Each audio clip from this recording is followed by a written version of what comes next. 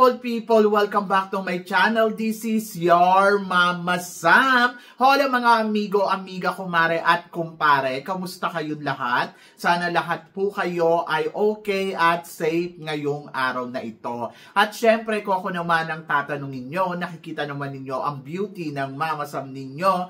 Fresh overload pa rin, di ba? Ganyan talaga kapag umiinom ka ng maraming vitamin C plus kumakain ka ng maraming banana. Dahil sa banana, mas nakakaloka ang ganda ng Mama Sam ninyo. Charot! So, kamusta naman kayong lahat? Sana lahat kayo ay okay na okay ngayong araw ng Tuesday. So, ayan nga. So, nabalitaan nga natin na sobrang lakas din ng ulan sa buong Pilipinas. Buong Pilipinas ba? Oo, so yun. So sana mag-ingat kayo dahil hindi nga maganda ang nangyayari ngayon sa panahon natin. Kahit din dito sa Thailand, sobrang lakas din ng ulan kaninang umaga at saka nung gabi. So yan, yung pag-uwi ko dong hapon, ayun, medyo talagang ang lakas ng ulan. So pag-gising ko naman kaninang umaga, ayun, parang binabagyo kami na hindi ko maintindihan. Pero syempre, mas nag-aalala ako sa mga kababayan natin na nasa Pilipinas kasi mas grabe yung pinagdadaanan nila ngayong baha. Alam ko naman na hindi na to bago sa atin. Taon-taon talaga dinadanas natin to. Pero syempre, yung safety natin, mag-ingat kayo. At saka, ayun, wag na muna kayo maglalabas. Manood na lang kayo ng channel, ng vlogs ko para relax kayo. So yun. So syempre, God bless sa lahat. At ayun, hangad ko ang kaligtasan ng bawat isa. So laban lang. Kahit ngayong pamilya ko, ewan ko kung ano yung nangyayari doon.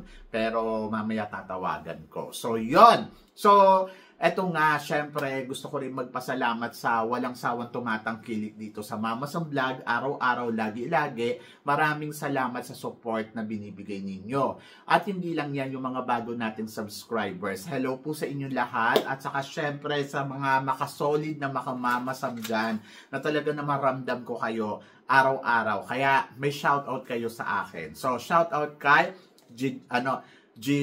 Gerardo Muyot, hello. And then, syempre, kay Akin Piano, Rosario Balendres, Rosal 2016, Ricardo Jr., Kinyusala, andyan din si Jay's Channel TV, 4571, si Games Baluyot, si Joss Tew, from Paris. Hello din sa mga taga Paris. Ayan, nagpapa-shoutout sila. Si Alvin Lobo, Arvin Gamalo from Europe naman. So, shout out. And then si Isen House Vlogs, Chibibo, Glessy Mitran, Mads Vlogs, Snake Gem, Barbet Elizalde, si Arfen, si Perfecto Insyong Jr., si Glenn Pascual, GB Berano, Fernando Martin Vera Cruz, ayan, Fernando Martin Vera Cruz, at saka si Mike Basco. Maraming salamat syempre sa pagsuporta ninyo na binibigay sa channel ko at saka yung mga comments ninyo, malaking na itutulong yan.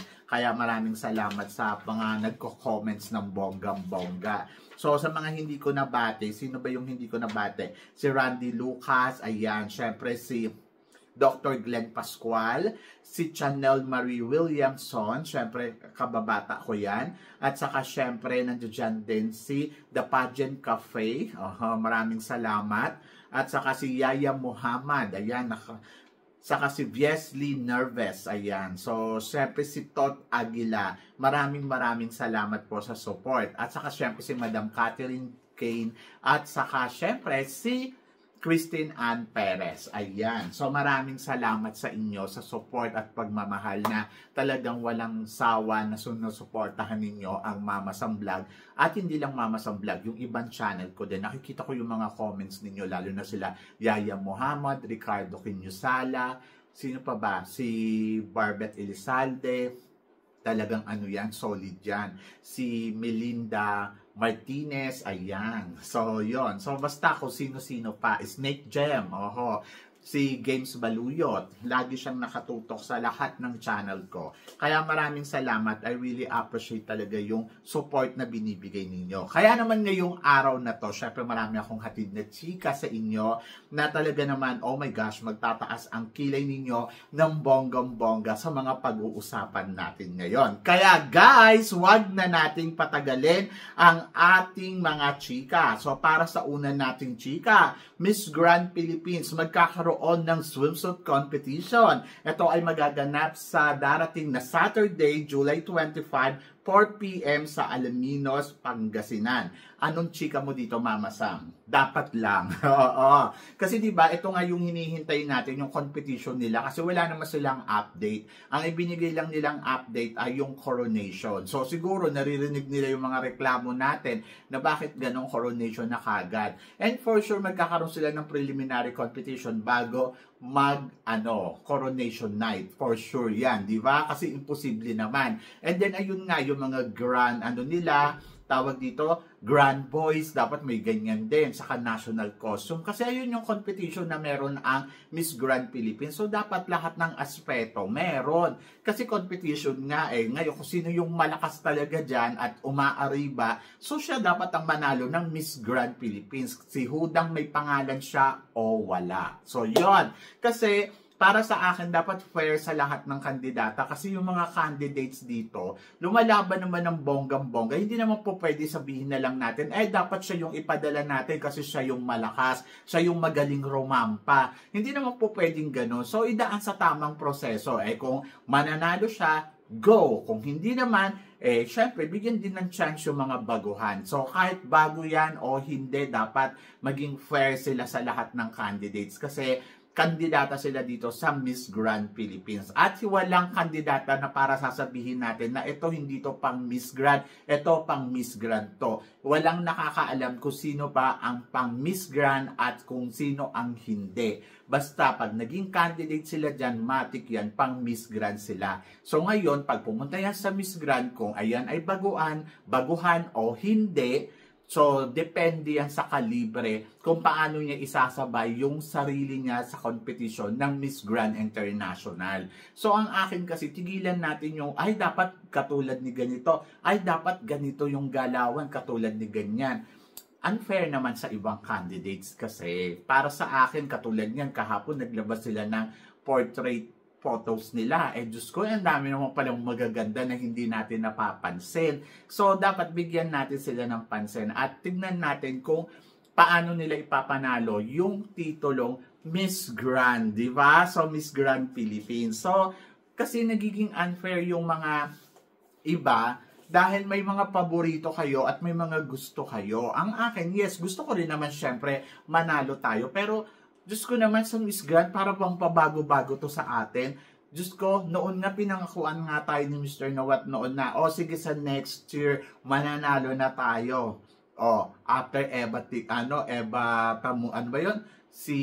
Yung isa, yung El Tocuyo noong 2018, sa Eva Patalinghod. Di ba? Ano nangyari? Di ba? Wala din naman, na El Tocuyo pa rin tayo ng bonggang-bongga. So, yun. So, ang akin lang, kung talagang para sa atin yan, para sa atin yan. Tingnan nyo si CJ, hindi inaasahan na magmi-Miss Grand International o bikusang dumating, di ba? So, yun. So, basta laban lang. Naniniwala ako na basta Pilipinas, malakas yan dahil dadaan naman yan sa under-training ng bonggang-bongga kung meron. Charot. Pero syempre excited ako dito for the swimsuit competition. So abangan natin yan, di ba? So good luck sa mga girls. Ayan. And then next, chika, sabing ganon, how true kaya na pwede namang mag-represent sa ng Spain si Kurt sa Miss International Queen? So anong chika mo dito, Mama Sam? Ewan ko kung paano yun. Kasi sabi ko nga, di ba, pag yung, halimbawa, kung taga-Spain ka, natural, representative ka doon or pwede ka mag-i-appoint. Pero nangyayari kasi yan dito sa Miss Grand International Queen na kahit sino ay pwede. Yung alam niyo yon, yung ito nga si di ba, si Patricia, naging representative siya ng Singapore na hindi natin alam kung paano siya napunta doon at kung bakit. Siguro, binibili nila yung franchise tapos sila na yung nagre-represent ng bansang yon. And then, ina-allowed naman ng International Queen. Kasi, itong pageant na to, yes, taga-ibang bansa, iba't ibang klase ng bansa. Pero, parang hindi ko naman sasabihin na eme-eme. Kumbaga, parang wala pa talaga sila yung proper na na parang, oh, ito galing to dito, oh, ito galing to dito. So, depende sa organization. Siguro, the more na mas marami ang kandidata, the more na kaya mo mag-franchise na halimbawa, oh, ako yung mag-aano ng franchise ng Spain. So, pwede siguro yun, di ba? So, ang akin, laban lang. Kung po pwede siya, di kunin niya yung experience. Pero kung hindi, okay lang din. But hoping ako na sana magbalik siya sa mga susunod na panahon para sa competition ng Miss International Queen Philippines. Diba? So, I hope na sana ay makasali uli siya in the future. And then, tingnan natin kung magre-represent siya ng Spain, kung papayag siya. Pero ang sagot niya dyan, di ba, ayaw niya. Gusto daw niya i-representative talaga ang Pilipinas. Kaya lang, hindi pa niya panahon. So, siguro, in the right time, magyayari at mangyayari yon. Bakit naman si Patricia, ganun din naman, ilang beses na yung pasali-sali dyan. Hindi naman nananalo. Tapos, ngayon on, di ba? It's her time. Ganun lang yung panapanahon at weather lang yan. So, good luck kay Kurt, and then I hope na sana makita natin siya sa mga susunod na competition. Ganon. And then, para naman sa sumunod na chika, sabing ganon, pambato ng Ibugaw sa Miss World Philippines na si Valerie Pawit West. Mama, somethingin mo. Aarangkada kaya to ng bonggang-bongga? Hindi ko alam. Pero ngayon ang nararamdaman ko kung parang nauna na kasi siyang nagpasa ng kanyang application as a candidates ng Miss World Philippines. So, syempre, natuwa doon si Mr. Arnold. Nakita naman ninyo, nagkaroon pa sila ng press con. So, imposible naman na parang matalo pa siya dyan, charot. So, para sa akin kasi, yung chance niya na maksungkit yung corona ng Miss World Philippines ay nasa kamay niya. Depende yon kung paano niya ipiprepare yung sarili niya. Kasi baka mamaya gawin lang yan din ng ibang candidate sa ibang bansa. Katulad ng Universal Woman, yung mga tipong ganon, di ba? So ako para sa akin, siguro laban lang. And i-prepare niya yung sarili niya as a candidate for the Miss World talaga. So, alam naman niya siguro kung ano yung hinahanap sa Miss World, anong quality. Hindi lang ganda ang pinag-uusapan dito, kundi kung ano talaga ang quality mo bilang isang kandidata. So, I hope na yun ang magawa ni Valerie. And siguro, may hindi tayo alam na ginagawa niya sa buhay na gusto niya ilatag ngayon sa atin. And looking forward ako doon kung ano man yan. And good luck, di ba? Good luck kay Valerie, and then I hope na makita natin siya ng bonggang-bongga sa competition ng Miss World. Ayan. And then, syempre, usapang Miss Universe naman. Mama Sam, ano naman ang masasabi mo sa pambato ng Chile at saka ng Dominican Republic na ngayon ay top favorite daw sa Miss Universe 2025? Di mag-prepared lang sila ng bonggang-bongga. Pare-parehas naman silang magaganda. In fairness naman sa mga kandidata na to, maganda si Dominican Republic, maganda din si Chile. And then parang feeling ko, yung kung ganda ang pag-uusapan, talagang aariba sila ng bonggang-bongga. Pero kasi hindi lang naman 10 kandidata dito sa Miss Universe na darating na Miss Universe, di ba? Hindi lang 10 yung kandidata, baka umabot uli yan ng 100. Nung nakaraan nga, 140 ba o 130. So, medyo mahirap. But ako, looking forward ako kung ano nga ba ang ipapakita ng mga kandidatang to sa darating na Miss Universe. Kasi yung ganda dyan na yan subjective yan Pero yung performance, ayun yung abangan natin. At kung paano sila lalaban ng bonggang-bongga, di ba? Paano sila mag-execute, ano nga ba ang ipapakita nila. Kasi tingnan natin kung mananalo sila, di ba? Basta ang alam ko, kung tatapat sila kay Atisa Manalo, syempre malakas pa rin yung pambato natin na si Atisa Manalo. Kahit pa sabihin mo na maganda si Chile, maganda si Dominican Republic, syempre tatak Pinoy pa rin tayo. At doon tayo, syempre kay Philippines. So, di ba? So, bakit ka patatalon sa iba kung maganda rin naman yung candidates natin? At bongga yan, di ba? So, yan. Kaya, laban yan Philippines. At naniniwala ako na makakaariba dyan si Atisa Manalo, kay Chile at saka kay Dominican Republic ng bonggang-bongga. So, yan. And then, para naman sa sumunod natin, chika, pambato ng Bulacan sa Miss Grand Philippines na si Shannon Tampon. Mama Sam, ano ang masasabi mo sa beauty niya? Naglabas kahapon ng portrait photos ang Miss Grand Philippines. Sobrang ganda dito ni Shannon Tampon. Isa siya sa mga nagustuhan ko doon sa photos kasi talagang ang linis, ang ganda, maayos yung ayos ng buhok, plus yung mga mata niya talagang, ay sabi ko, ang lakas maka-level na ano na to, parang to the highest level talaga yung beauty niya. At para sa akin sa lahat ng candidates doon, siya yung nakitaan ko na, ay okay, so talagang face value, o pwede mo talaga itong ilaban sa international pageant. Kung ganyan talaga siya kaganda in person kasi photos lang naman yan. Pero we are talking about photos. So para sa akin, siya talaga yung isa sa mga nagustuhan kong photos na parang number 1. Di ba? And tingnan natin kung anong laban na gagawin ni Shannon Tampon. Minsan na ito naging representative ng bansa natin sa Miss Elite, di ba? At nag-first runner-up siya doon. So looking forward ako kung anong makukuha niya dito sa Miss Grand Philippines ngayong taon na to. So tingnan natin kung gaano siya ka-ready. Di ba? So ano yan naging kasabayan din yan ni Michelle Arceo noong mga time na lumalaban si Michelle, di ba? Sa Miss Grand Philippines din. So, silang dalawa yung comeback queen. And, tingnan natin. Last time, pumalo sila ng bonggang-bongga. So, ngayon, tingnan natin kung makakakuha na talaga sila ng bonggang-bonggang titles. Yan! And then, para naman sa sumunod natin, chika, ilang mga beauty queens, full support para kay Emma Tiglao for the Miss Grand Philippines 2025. Anong chika mo dito, Mama Sam? Di bongga, di ba? So, inaasahan ko na yan. Siyempre, si Emma Tiglao, isang veteranang candidates to Kumbaga parang noon pa man, di ba, sa Binibining Pilipinas pa lang, yung time noon, marami talaga sumusuporta kay Emma Tiglao. At maraming may gusto kay Emma Tiglao during that time. And then, kaya nga yan nanalo ng Miss Intercontinental Lumaban nga yan doon, talagang grabe yung support ng mga Pinoy. Kaya lang hanggang top 20 lang yung narating ni Emma Tiglao. And then, ito yung second chance niya na ma-prove sa atin lahat na talagang kaya niya talagang maging queen sa international. And let's see kung ano ang mararating ni Emma Tiglao. So maganda yan, sinusuportahan siya ng kapwa niya, Reyna. And syempre, talagang ibibigay nila yan 100% na talagang solid yung suporta nila kay Emma Tiglao. So yon. So ako naman, performance na Emma Tiglao, wala naman ako masasabi. Talagang magtataka ako kapag nag-downgrade yan kasi veterana yan.